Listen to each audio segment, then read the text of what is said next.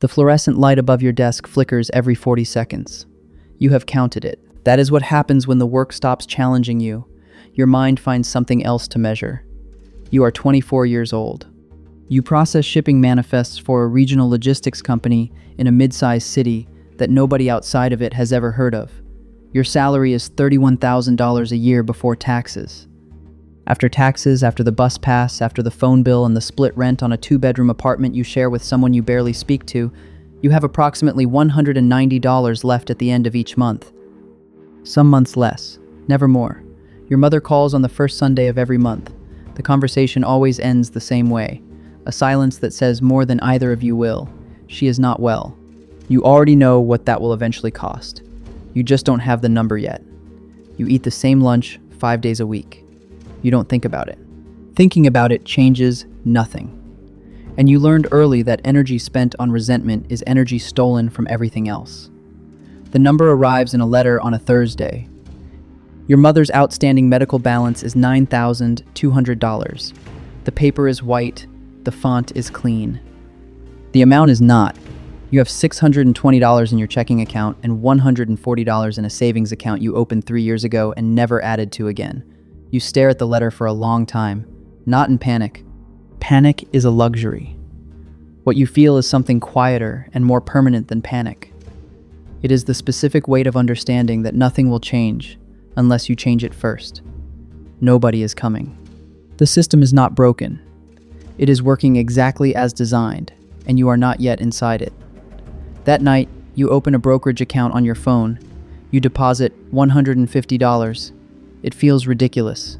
You do it anyway. You buy fractional shares of a total market index fund, not because you fully understand it yet, because you have read enough to know that time in the market is the one variable available to someone with almost nothing. You are not trying to get rich tonight. You are trying to build the habit of moving money forward instead of watching it sit still. You automate a $75 transfer every 2 weeks. It happens before you see the money. That is the point. 3 months later, you answer a classified posting. A small plumbing contractor needs someone to organize 2 years of receipts and reconcile his accounts. He is not looking for a bookkeeper. He is looking for anyone who will not quit after the first hour. You don't quit. You work Saturday mornings at his kitchen table for $18 an hour. It is unglamorous. You don't need it to be glamorous. You need it to be income. His name is Dimitri. He is blunt and distrustful, and he has been overcharged by every vendor he has ever used because he never knew his own numbers well enough to push back. Within 6 weeks, you have given him a simple spreadsheet that shows exactly where his money goes. He looks at it the way people look at something that should have been obvious and wasn't. He tells 2 people. One of them is a woman who runs a small landscaping company. She pays you $200 a month for 4 hours of weekend work. It is not a career. It is a second floor beneath your first floor. Every additional floor matters when you are building from ground level. Your brokerage account reaches $2,100. The number is small. You treat it as if it is not. You begin paying down your mother's medical debt in structured increments. $300 a month. The balance falls slowly. You track it the way other people track sports scores, with full attention and no sentimentality. 11 months later, the balance is gone. You do not celebrate. You redirect every dollar that was going to that debt directly into your investment account. The behavior does not change. Only the destination does. You are 26. You have $5,400 invested and $800 in a high-yield savings account you have designated as an emergency reserve. These numbers are not impressive. That is not the point.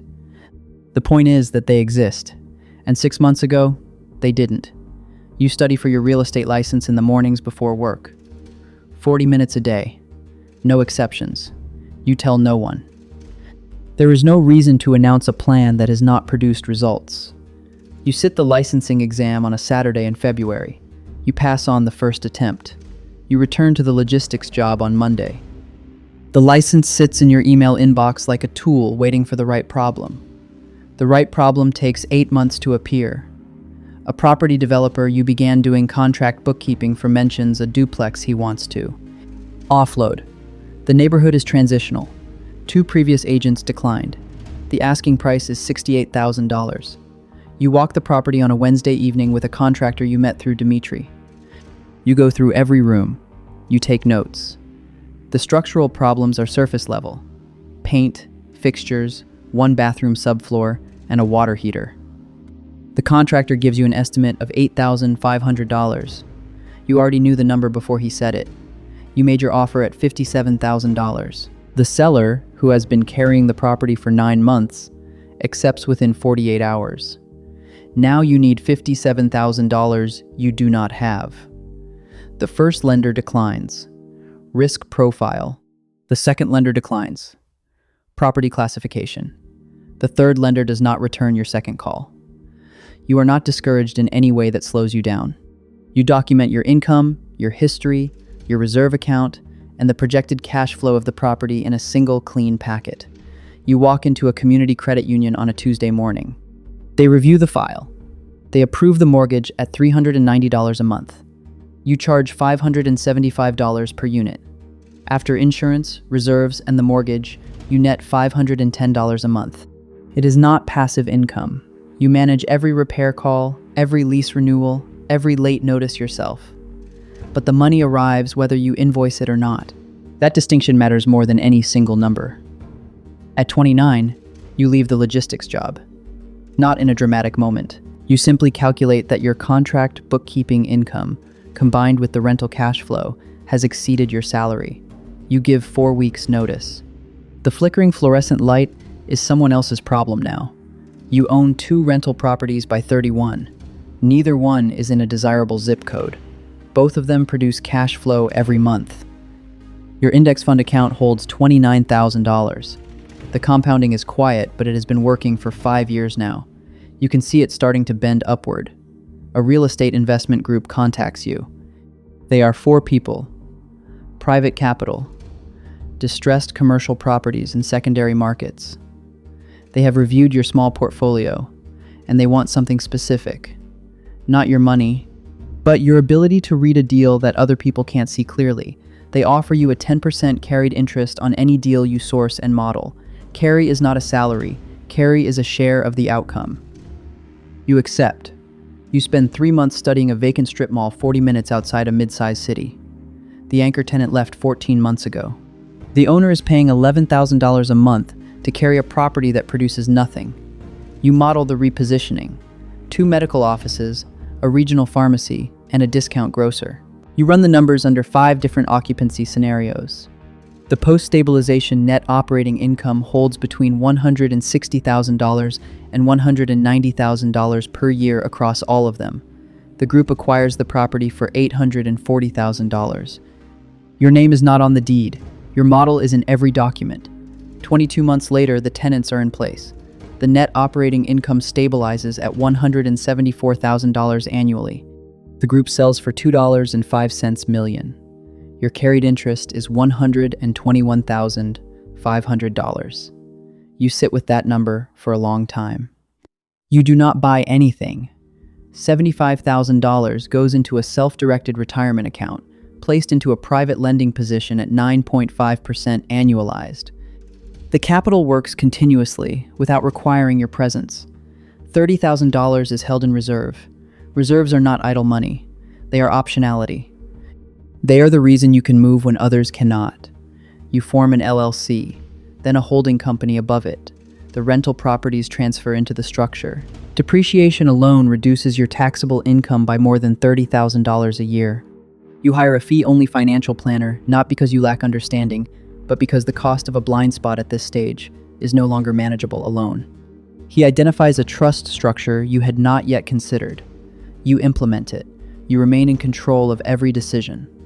At 36, your net worth crosses $900,000. You verify the number on a quiet Sunday morning. You tell no one. Disclosure at this stage solves nothing and creates problems you don't need. Your mother's care is fully funded. That was the reason this started. You have not forgotten it for a single day. You begin modeling a family trust, not because you have heirs, because the structure must exist before the need for it becomes urgent. Generational wealth is not the money you leave behind. It is the architecture you build while you are still present to maintain it. An inheritance without structure is a number. Structure without an inheritance is still a system. The system is what survives. At 39, you are a co-sponsor on a commercial deal, alongside institutional capital. Your co-investment is $380,000. That represents less than a quarter of your liquid position. You have a ceiling you do not cross, regardless of confidence level. Confidence is not a risk model. Confidence is a feeling. Risk models are math. You run the downside scenario 3 times before signing. It is survivable under every version. That is the only question that matters. Not whether the deal will succeed, whether you will still be standing if it doesn't. The market does not care about your history. It does not credit your discipline or acknowledge the years of $75 automated transfers and Saturday mornings at Dimitri's kitchen table. It simply opens each morning and asks what you will do next. You have no answer that is permanent. You have only a system that continues to operate through corrections, through closed refinancing windows, through the slow grinding months when nothing appears to move. Wealth built this way does not announce itself. It does not feel like a rival. It feels like a machine you have been assembling for 15 years that now runs without you pushing it. You still check it. You still adjust it. But it no longer requires your panic to function. It requires only your judgment, applied consistently, over time. That is what you built. Not a number, a system. And systems, unlike moments, do not end.